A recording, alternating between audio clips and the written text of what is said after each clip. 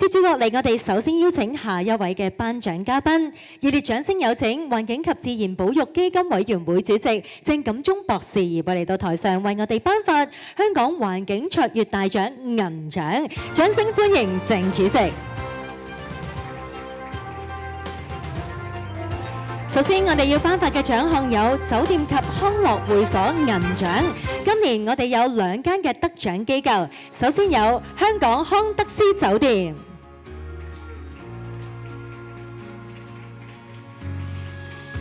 有請兩位望向正前方嘅鏡頭，恭喜香港康德斯酒店。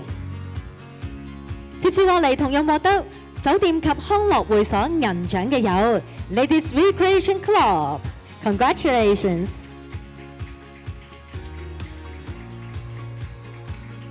一齊望一望正前方。緊接落嚟，我哋要頒發嘅獎項有物業管理工商業銀獎，得獎機構係堅信物業管理服務有限公司，得獎項目朗豪坊。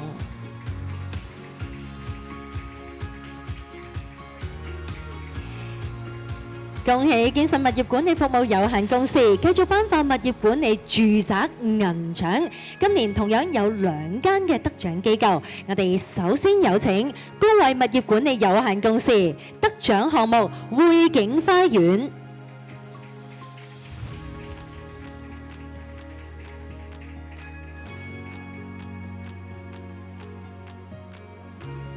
掌聲祝賀！而同樣獲得物業管理住宅銀獎嘅有新卓管理有限公司、南豐物業管理，得獎項目係星匯。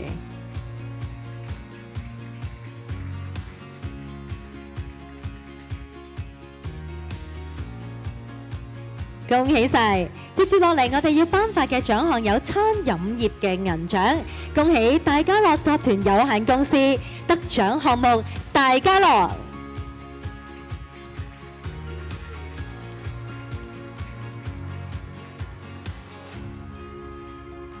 恭喜！緊接落嚟，我哋頒發獎項係學校幼兒學校嘅銀獎，得獎嘅係東華三院黃珠惠芬幼稚園，恭喜晒！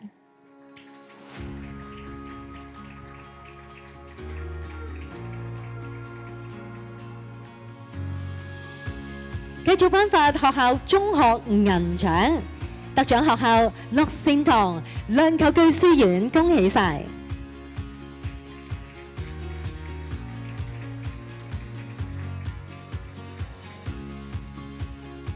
接住落嚟，我哋會頒發嘅獎項係服務及貿易業銀獎，得獎嘅係東亞銀行有限公司。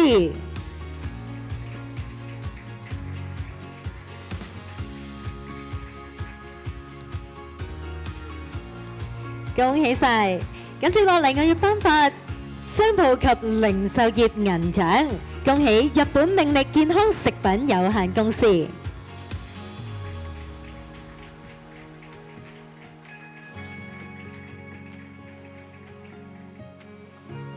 緊接落嚟，我哋繼續頒發交通及物流業銀獎。今年有2間嘅得獎機構，首先我哋有請香港空運貨站有限公司，有請代表。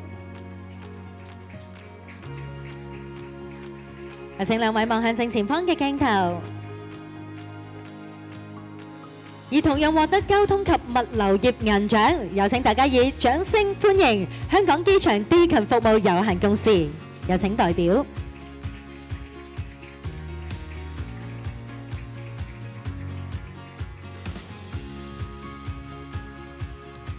恭喜！接住落嚟，我哋要頒發嘅獎項係中小企界別建造業、製造業及工業服務銀獎，得獎嘅係本土養殖香港有限公司。有請代表嚟到台上。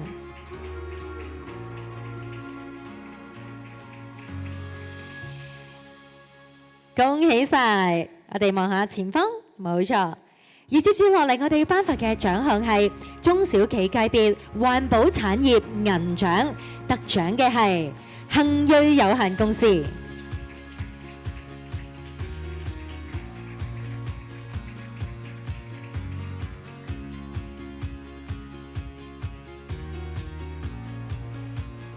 掌聲祝賀！而繼續我哋頒發嘅獎項有中小企界別服務業銀獎，恭喜晒同樂國有限公司得獎項目同樂國。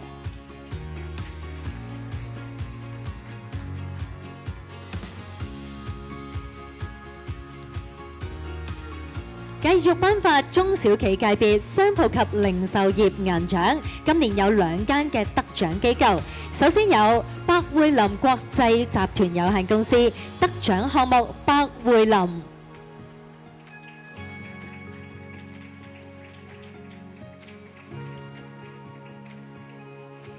緊接落嚟，同樣獲得中小企界別商鋪及零售業銀獎嘅有百澤國際貿易有限公司得獎項目鴻達行。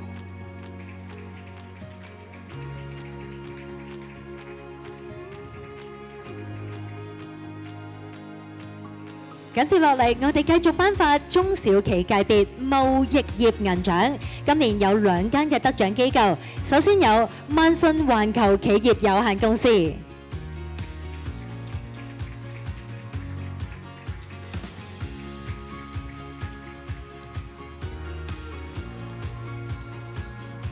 而繼續，我哋同樣獲得中小企界別貿易業銀獎嘅有右昌西寶科照明香港有限公司。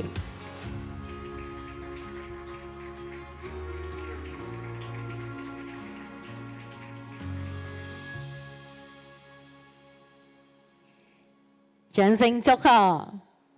緊接落嚟，我哋將會頒發香港綠色創新大獎銀獎。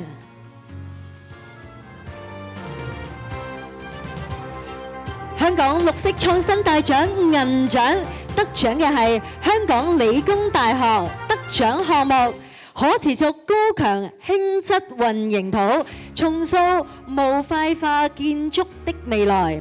佢哋運用建築廢料製成獨特嘅核殼結構，亦都確保結構安全同施工效率嘅同時，令到混凝土減重並且維持高強度。